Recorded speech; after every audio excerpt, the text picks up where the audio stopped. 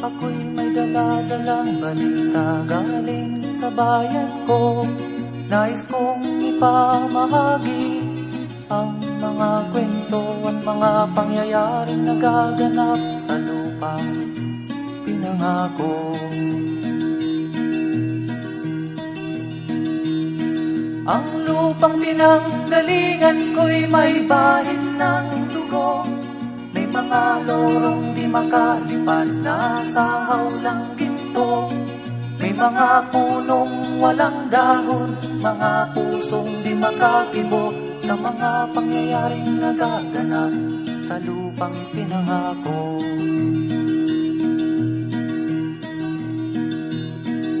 Mula nang makita ko ang lupang ito, nakita ko rin ang munting apoy sa puso ng tao. Ginatungan ng mga kabulukan hanggang sa lumago. Ngayon ang puso'y may takot sa lupang ipinangako.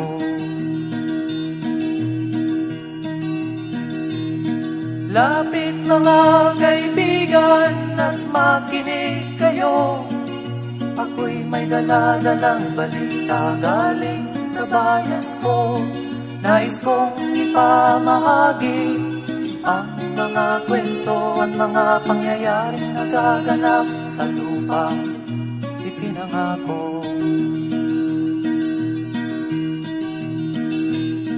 Dati-rati ang mga bukid ay kulay ginto. Dati-rati ang mga ibon singlaya ng tao.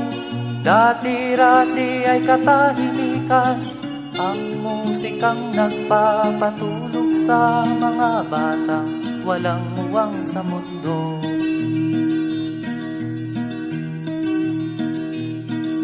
Ngayon ang lupang ipinangako ay nagsusumamo.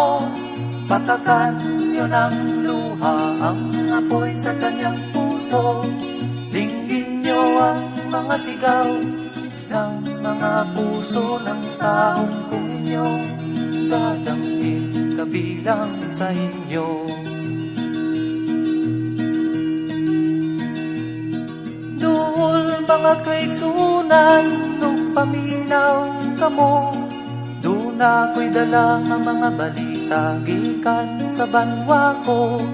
Gusto ko nga ipahibalo ang mga istorya nga nagakahitabo sa banwang bisag nato.